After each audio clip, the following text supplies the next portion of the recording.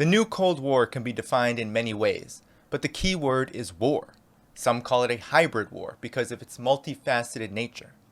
However, too few have been willing to say that the new Cold War shares similar roots to the old Cold War, albeit under different conditions.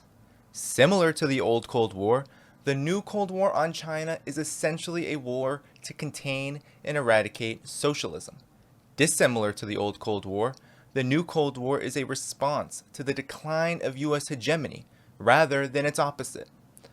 The U.S. capitalist economy is shrinking and its legitimacy on the global stage waning due to an obsession with war and austerity.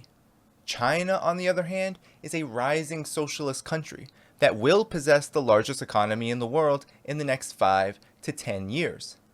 China's planned economy places the state in control of the commanding heights, whether it be energy, transportation, finance, natural resources, and so on and so forth, and is governed by the Communist Party of China. China's growth does not come at the expense of human progress. In the last year alone, extreme poverty has been eliminated, the COVID-19 pandemic has been contained, and its international political and economic agenda, as expressed in projects such as the Belt and Road Initiative, has objectively brought immense benefit to the planet. To underscore this point, China sent 300,000 doses of its COVID-19 vaccine to Trinidad and Tobago since this past May. The US, it just sent 80 vials, or around 400 to 500 doses. The new Cold War is a tech war, a propaganda war, an economic war, and a war to maintain political and economic supremacy. No one aspect of the new Cold War is more important than the other. The whole is driven by the sum of its parts. We must be clear on who is the aggressor of this war, and that would be the United States and its allies. China has urged cooperation in every field, while the United States has emphasized aggression. As President Biden's so-called quote-unquote Asian czar and National Security Council coordinator for the Indo-Pacific, Kurt Campbell, stated in late May, the quote, era of engagement with China, end quote, is effectively over. We are firmly in an era where U.S. aggression toward China is a hallmark of its foreign policy. This wasn't always the case.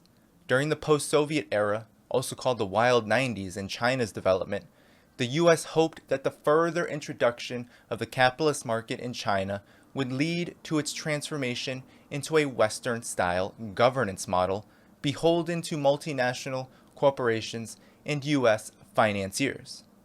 One can find material everywhere of high-level engagement with little open conflict up until 2011. That year, then Vice President Joe Biden visited a high school in China and told students that the U.S. wanted to see China grow because it was good for the United States. Oh my, how things have changed. Of course, the seeds of the new Cold War really date back to 1949, and for that matter, the middle of the 19th century.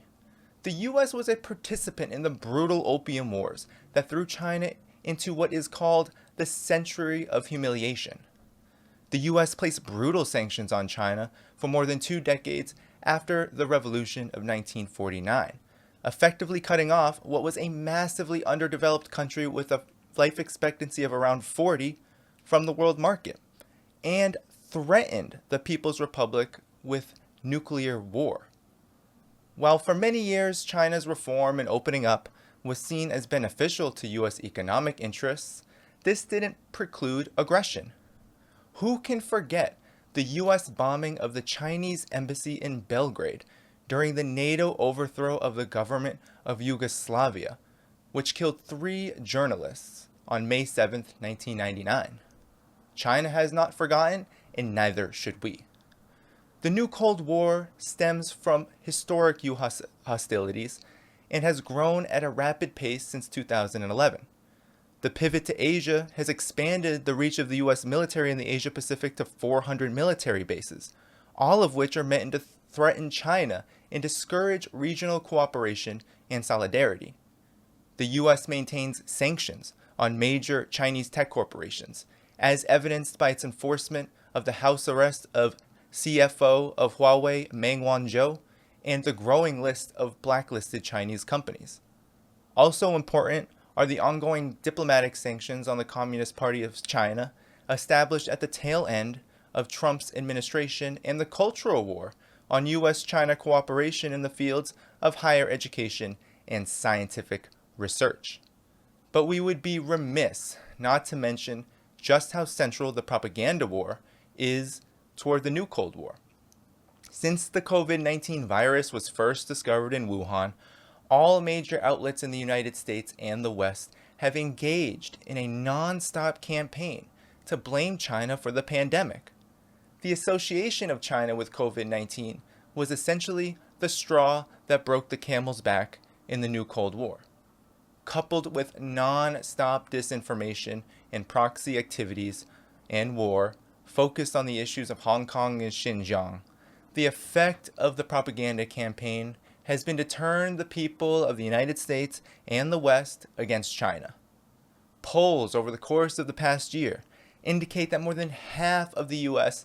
believes China should pay reparations for the spread of COVID-19.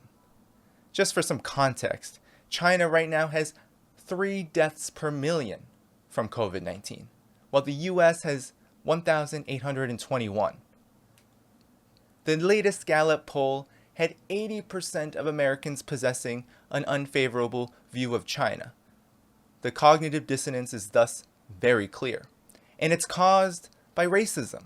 Racism is an essential component of the new Cold War on China. Racism allows the unbelievable to be believable, such as the wild claims that China has placed millions of Uyghurs in concentration camps or committed genocide against them. Racism against China has fueled anti-Asian racism in the US and the Western world, leading to brutally violent acts committed on the regular against people identified as Chinese in the addled minds of the Western populace. China is supposed to be inferior to the United States in the Western way of life.